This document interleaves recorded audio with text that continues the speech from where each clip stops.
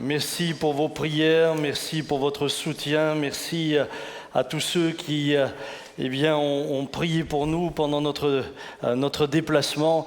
Alors je vais demander à la VP de se préparer. Nous avons fait un petit film, mais peut-être juste au préalable dire quelques mots. Tout d'abord, évidemment, on me pose la question, mais lorsque tu étais là-bas, est-ce que tu as vu la guerre ? Et évidemment, je n'étais pas allé pour voir la guerre. Et je crois que ce qu'il faut comprendre, c'est qu'on est dans un pays en guerre. C'est à peu près comme cela pouvait être ici en France en 39-45. Vous aviez une zone occupée, une zone libre.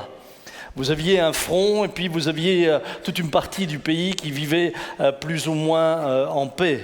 Quand je dis en paix, c'est localement, on ne connaissait pas les bombardements, etc., même si le pays était en guerre. Nous étions à Mukachevo, à 1 heure de la frontière hongroise, et hormis le passage à la douane qui est un peu compliqué et qui vous montre que vous êtes un pays en guerre, hormis des hommes avec des kalachnikovs et des sacs de sable devant les édifices publics, je ne peux pas dire que j'étais confronté à ce qu'on peut voir à Kharkiv ou les différentes images que vous voyez. Ceci dit, pour autant, il y a beaucoup de réfugiés qui viennent dans ces régions frontalières, puisque, comme à Mariupol et ailleurs, vous avez malheureusement entendu ce qui s'y passe, eh bien les gens viennent se réfugier.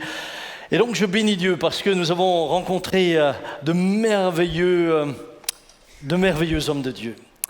Des hommes de Dieu d'une grande qualité. Vous savez, ce sont des gens que vous ne verrez jamais sur des écrans, vous ne les verrez jamais sous la lumière, mais quel travail! Quel travail! Et en même temps, et là je veux en profiter pour dire merci à tous les donateurs, à vous tous qui avez contribué à donner pour que nous puissions aider. J'ai pu aussi vérifier sur place que l'argent était réellement utilisé aux fins où vous l'avez donné. Et j'ai vu la manière dont les comptes étaient tenus, j'ai vu le sérieux des frères, entre autres notre frère Estevan qui est hongrois et qui travaille avec notre frère qui est en Ukraine, Misha. Eh bien, je dois dire que j'ai été impressionné par la manière dont ils gèrent sérieusement les choses.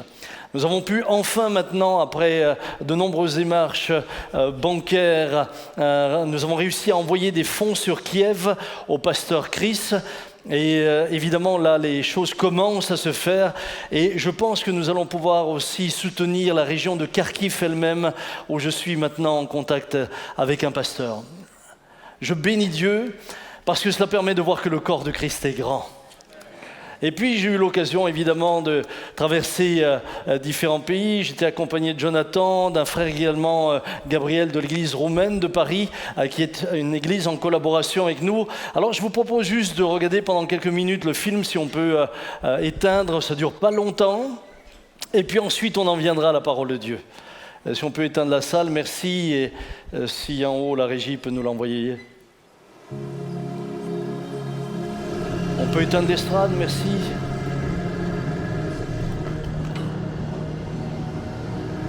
Voilà, là, nous venons d'arriver. C'est l'église en Hongrie, Gabriel qui nous accompagnait. Un merveilleux jeune homme, vraiment. Le pasteur Estevan, je dois dire, cet homme m'a impressionné. Un rayon de soleil, un rayon d'amour. C'est... Avec le pasteur Misha, que vous avez déjà vu, là dès que nous sommes arrivés, on est sortis de l'avion et j'avais une quarantaine de pasteurs, nous avions une pastorale. Et puis on m'a permis d'aller 3 quarts d'heure à l'hôtel, de revenir pour une réunion du soir avec l'église hongroise, où nous avons vraiment vécu un merveilleux temps dans la présence de Dieu. Puis le lendemain, nous sommes partis très tôt, puisqu'il y avait 5 à 6 heures pour arriver en Ukraine. On a pris le temps de prier ensemble. Je suis aussi avec un frère que je vais vous montrer, Jolt, qui me traduit du français en hongrois. Et c'est presque devenu un peu mon traducteur officiel là-bas. D'ailleurs, nos cultes passent en hongrois. Là, nous arrivons à la douane. Nous jonglons entre deux côtés de la frontière. C'était pas simple pour passer. On a mis longtemps pour passer la douane. Là, on arrive en Ukraine. Et le soir, j'avais un rassemblement dans un quartier où il y a beaucoup de tziganes, 11 000 tziganes. Il faut savoir que beaucoup de réfugiés sont des réfugiés aussi tziganes qui viennent de tout le pays et qui sont réfugiés dans ces endroits-là.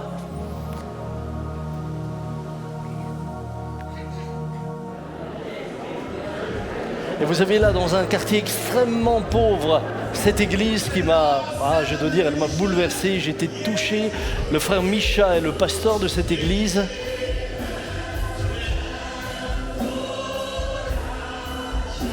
Nous avons vécu des...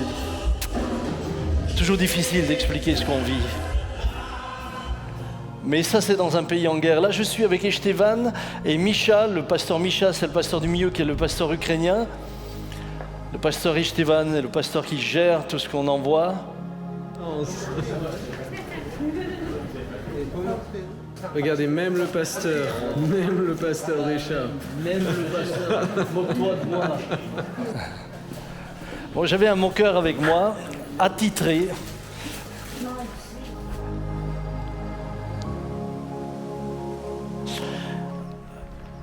Là, vous avez quelques images de ce qu'on peut voir, mais nous sommes arrivés dans un endroit, j'avais l'impression d'être au début du XXe siècle. Au début du XXe siècle, sans exagérer. Voilà. Alors là, c'est encore les belles maisons, mais nous sommes entrés dans un endroit où la pauvreté me dépassait. Et c'est ce pasteur-là, il m'a impressionné, c'est un missionnaire, un jeune, un homme. Il a construit sa maison en bouteille. C'est impressionnant. C'est impressionnant. Et là, dans ce quartier pauvre, c'est une église d'enfants. Vous avez 200 enfants à l'église tous les dimanches. C'est juste extraordinaire. Cet homme de Dieu est là, s'occupe. Il en même temps, il est le docteur, il est tout. Il est tout ce que vous voulez, il est la poste, il est tout. Et là, la suite, nous étions en Roumanie. Et nous étions dans la première église pentecôtiste de Roumanie qui va fêter ses 100 ans cette année. Alors voilà comment ça se passe dans un culte. Là, Papa Jean serait content, hein. C'est pas la fête de la bière, c'est un culte, hein. Vous aviez les enfants qui chantaient. J'ai été touché par l'amour de ces personnes.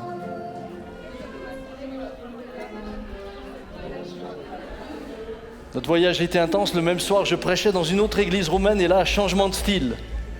Changement de la fanfare du matin, on en était là. Et là, je me retrouvais dans une église beaucoup plus moderne dans l'expression. Mais voyez-vous, entre le matin, la fanfare et le soir, ce que j'ai vu, c'est qu'il y avait un même esprit, c'était la forme qui était différente.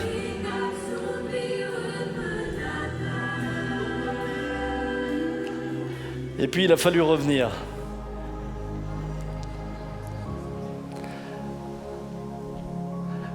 C'est pas l'avion qui bougeait comme ça, c'est le caméraman, hein.